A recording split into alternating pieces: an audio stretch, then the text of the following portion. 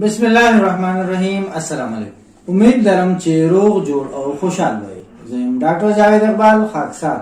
نن مخکې مونږ په ټایپ 1 شوګر باندې خبره کړې وه. نن خبره کوو په ټایپ 2 شوګر باندې چې ټایپ 2 شوګر څه شی دی، د دې څه وجوهات دي او د دې څه علامات دي. ټایپ 2 شوګر یو داسې حالت دی چې زمونږ په وینه کې د ګلوکوزو یعنی د شوګر مقدار سیوا شي. یعنی په ټایپ 2 شوګر کې زمونږ لبلبه یعنی پنکریاس پورا انسولین نه جوړوي یا د هغې په جوړولو کې څه رکاوټ راشي چې د هغې په وجه سره زمونږ په وینه کې د ګلوکوزو مقدار سیوا شي.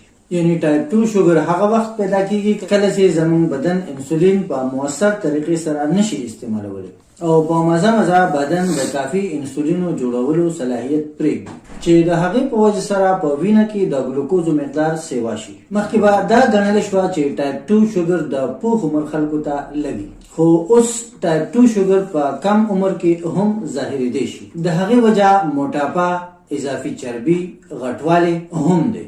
ځکه چې نن سبا موږ ټول خلک آرام طلب یو، د ورزش او کیل کود کې حصه نه اخلو او بسیار خوري یعنی خوراک مونږ ډیر کوو او څه اکټیویټیز نه کوو. د هغې په وجه سره مونږ د شوګر نه علاوه د نورو ډیرو زیاتو بیمارو سره مخ یو. دغه رنګې د ټایپ 2 شوګر علامات په مزه ظاهریږي.